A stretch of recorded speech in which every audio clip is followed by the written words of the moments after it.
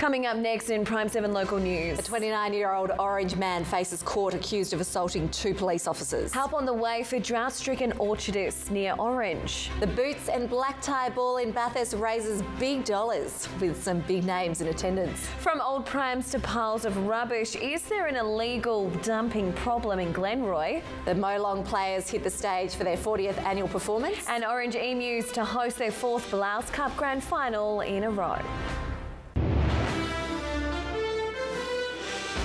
This is Prime7 local news with Madelaine Collignon and meteorologist Karl Lijnders with your local forecast.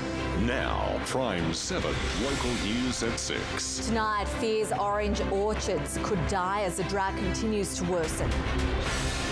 $500,000 worth of hay on its way to struggling local farmers. A charity drought ball in Bathurst, a massive success, exceeding the cash target. And fine after a relatively cold start for Tuesday. The week of weather ahead next. Good evening. A 29-year-old man has faced Orange Court today on a number of assault charges after he attacked 2 police officers on Friday. One of the officers had to be hospitalised. The incident's been labelled a despicable act and attack on officers just trying to do their job. Harrison Lance joins us now from Orange Police Station. Harrison, what can you tell us? Well, police say the officer has been released from hospital and is now recovering at home. She had to be treated for cuts to her face after being punched by the 29-year-old man.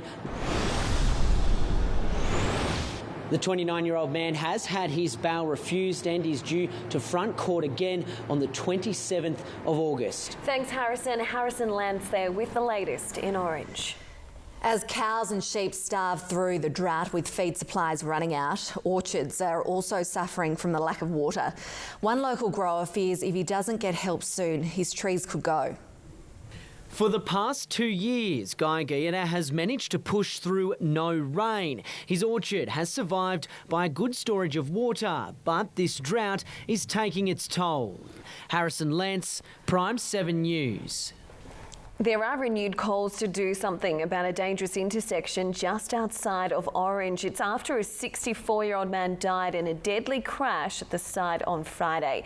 Guy Guiana warned in 2012 that the Lake Canobolas and Cargo Road intersection needed to be fixed as it was unsafe. Mr. Guiana has lived in the area for more than 30 years and says a near miss happens far too often.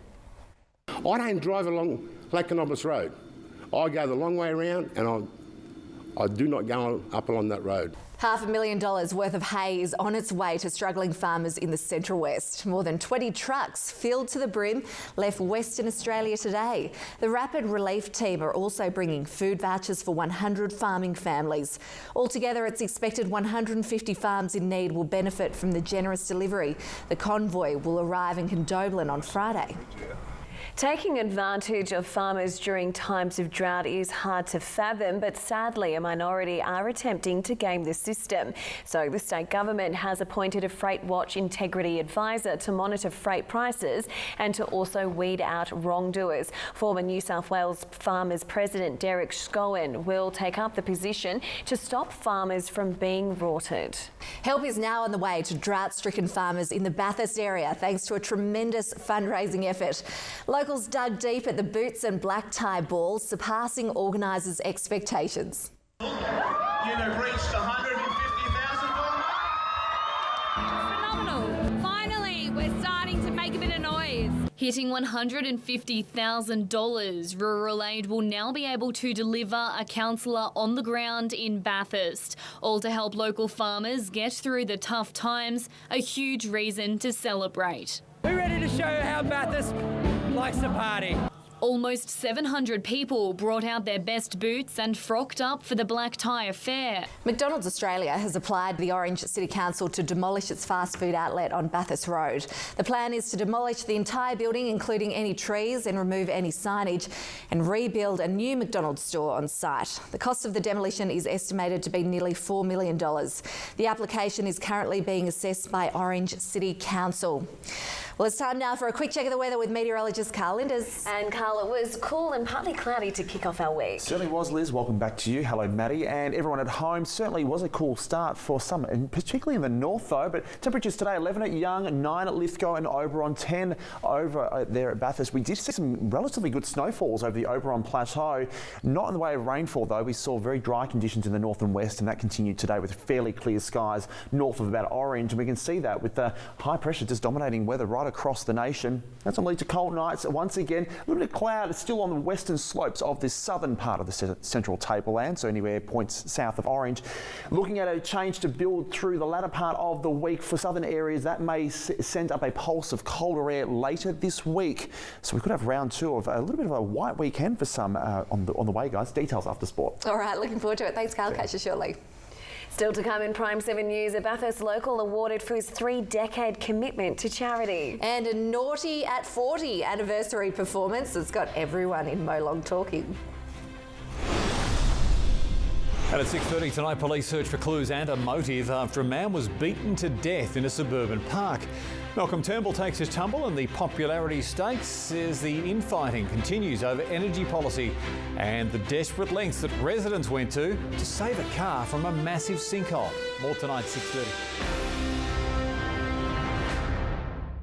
Molong has hit the stage again this year for their iconic show Molong Players. For their 40th anniversary performance, the town truly was naughty at 40, showcasing crazy costumes and even crazier dance moves.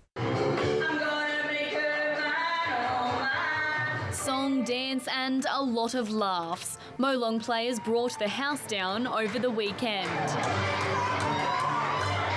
If you can't have a laugh and have a fun night, there's something wrong. Naughty at 40 showcases 40 years of Molong in 3 hours. What makes it so special? The homegrown scripts, the homegrown characters in it. The production is written by locals, based on locals and performed by locals. For 30 years, one Bathurst local has been part of the Variety Bash team. John Lindsell has toured the state in his vintage car with a giant Chico roll on top, helping to inspire Aussie kids. The Variety Bash stopped in at Bathurst on Sunday to present John with an award to recognise his 30-year commitment. It all took place at Simplot, the home of Chico Rolls and John's long-time sponsor.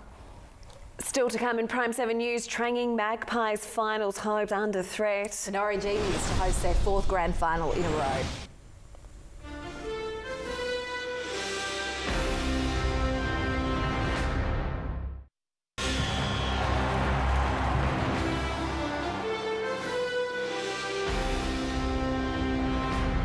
Orange Emus will host their 4th Blouses Cup Grand Final in a row. In Saturday's major semi-final against the Bathurst Bulldogs, the minor premiers were simply too good.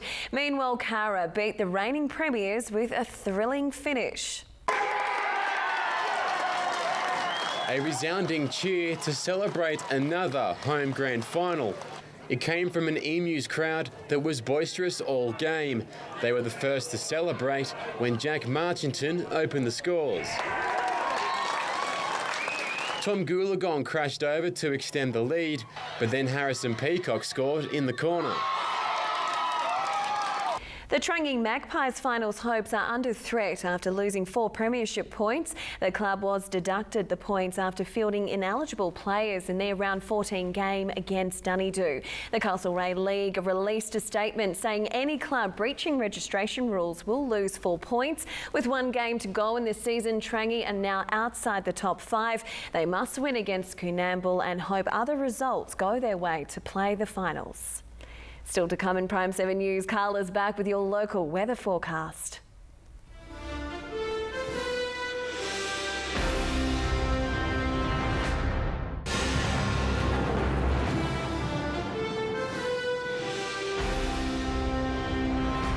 For For a closer look at the weather forecast, we're joined once again by meteorologist Karl Lijnders. And Karl, the cool and cloudy conditions will continue. Yeah, from time to time this week, Liz, we're looking at a very similar pattern as to what we had last week with the ridge of high pressure just to our north, to the south, where the main westerlies still bringing in the odd cold front. The one on Wednesday is quite weak. We'll see showers through southern parts of Victoria, only very light falls extending further to the north. Later in the outlook, we'll keep an eye on this change for Friday into Saturday. We go into quite a cold southerly wind regime. It is fairly dry atmosphere, but again, there is the risk we could have some snow flurries down to quite low levels across the Oberon Plateau. Big high comes in and traps that cold air in. Could have some decent frost. What we are seeing though is models starting to bring in the chance of a break in those westerlies. If that does come off, there is a chance we could have some better attempts of inland rain, but for now it is a dry week for most with high centred over us. So 12 degrees for our part of the world along the tablelands, 21 degrees in Mildura tomorrow, 19 for Tamworth and Tweed Heads 21. We're looking at a fine day tomorrow for northern and western areas, partly cloudy, light frost to start with, a warm afternoon with the northwesterly wind developing. For the tableland, similar conditions as the sun dominates the sky. A little bit of cloud about the western slopes will clear through the afternoon. By Wednesday, we'll have a breezy day and temperatures climbing as we get warm air ahead of the next cold front going through Victoria. So at this stage, a dry day. Areas of raised dust are possible in the afternoon in the west. 23 for Coonamble, 20 for Cowra, 15 for Orange is well above the August average. Thursday, in the wake of that weak front, some cooler air filtering through, temperatures coming down by as much as 5 degrees across the board. But again, no rain is expected. A fresh to strong westerly wind will start to moderate. So a little bit of wind chill for Thursday, but it is a dry day at this stage. As we go to Friday, cloud thickening later in the day. Saturday could be the day we have showers, hail and thunder across the region and possible snow late in the day for the Oberon Plateau at this stage, guys. And hopefully that rain does eventuate. Fingers crossed. All right, thanks, Karl. Catch you tomorrow. Thank you. And that's all we have time for tonight. You can join the debate on tonight's stories on Facebook. And also watch tonight's top stories on our website. Now, Prime7 News at 6:30 with Daniel Gibson. Have a wonderful night. See you again tomorrow.